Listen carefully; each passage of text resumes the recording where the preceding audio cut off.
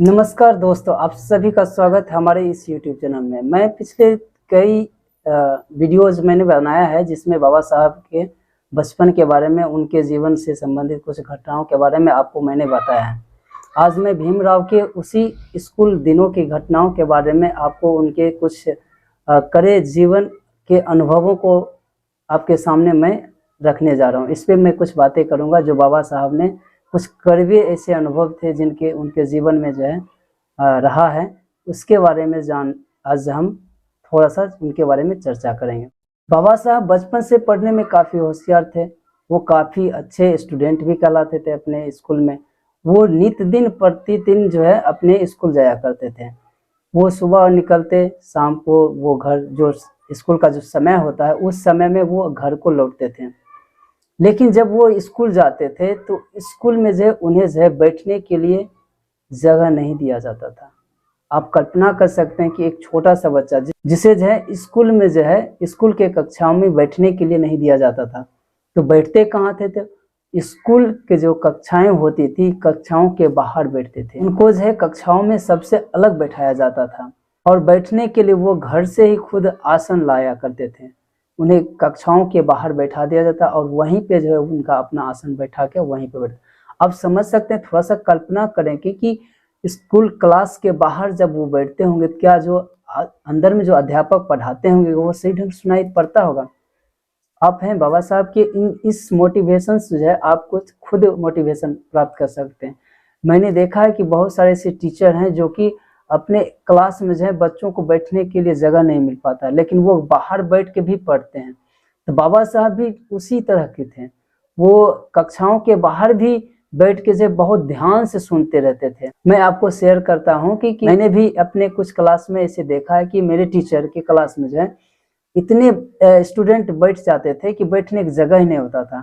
अगर हम थोड़ा सा भी 15-10 मिनट अगर बाद भी पहुंच जाते थे तो बैठने के लिए जगह नहीं थी। मुझे बाहर में बैठना पड़ता था और हॉल में जो है माइक लगाया रहता था, जिससे जो हम बाहर में बैठ के ही उस सिर्फ सर का जो है आवाज़ सुनते थे और लिखते थे कॉपी में। तो बाबा साहब भी इसी प्रकार से स्कूल कक्षाओं के जो है बाहर बैठ के जो है पढ़ते थे। अब देखिए यहाँ पर अटेंशन की बात हो जाती है कि हम जब बाहर बैठते हैं तो ध्यान नहीं रहता है, सही ढंग से हम सुन नहीं पाते हैं, कौन सी वाक्य कही गई है, कौन से शब्द का, ये चीज़ जो है झेलना पड़ता था। आप समझ सकते हैं कि बाबा साहब का जो ध्यान, अटेंशन कितना रहता होगा, कितना ध्यान से वो सुनते होंगे। तो उन्हें जो है स्कूल के कक्षाओं के बाहर बैठाया जाता था और खुद आसन ही अपने घर से लाते थे।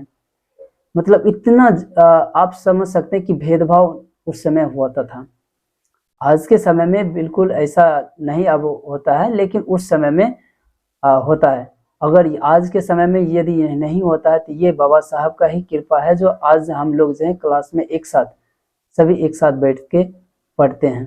हमारे देश में बाबा साहब का बहुत बड़ा योगदान है। तो प्लीज़ इस सीरीज में आप लोग सभी जुड़ें, इस सीरीज को खूब लाइक करें, शेयर करें।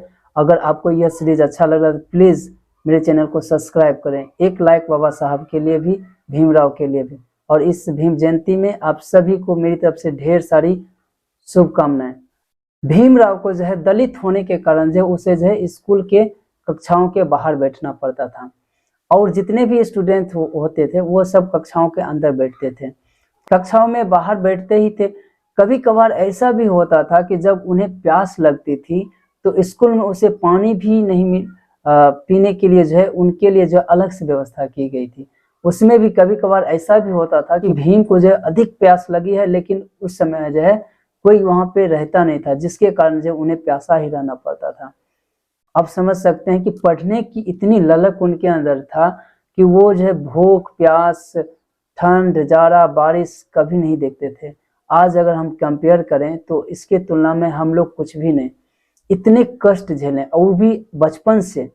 आप समझ सकते हैं कि बचपन से वो जब छोटे थे स्कूल के दौरान से ही इतनी चीज़ों को वो झेलते हुए तभी तो महान इतना बने। कहते हैं कि अभावों में ही प्रभाव दिखता है। जिसके पास जितना अभाव रहता है वो उतना ही प्रभावशाली बनता है।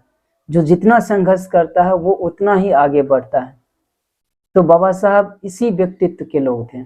जब उन्हें प्यास लगती थी तब अध्यापक जी किसी बच्चे को कहते थे तो अलग जाके उन्हें पानी पिलाया जाता था।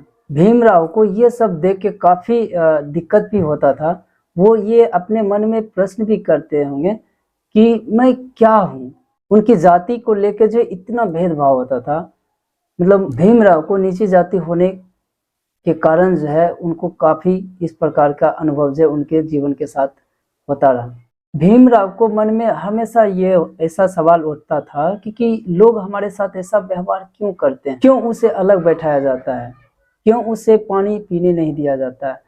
इन सारी बातों को लेकर जो वो काफी द्वंद्वित रहते थे। उनके मन में ये बात जो घूरते रहता था, काफी तकलीफ भी हुआ करता था और वे समाधान ढूंढने के लिए बचपन से प्रयत्न करने लगे। आज के इस वीडियो में मैंने एक छोटा सा घटना बाबा साहब से संबंधित, उनके जीवन से संबंधित एक कड़े अनुभवों को शेयर किया। मुझे उम्मीद है कि आप सभी को यह वीडियो बहुत ही पसंद आया। प्लीज़ एक लाइक, शेयर, कमेंट और सब्सक्राइब जरूर करें। मुझे इजाज़त दें। जय भारत, जय संविधान, जय विज्ञान।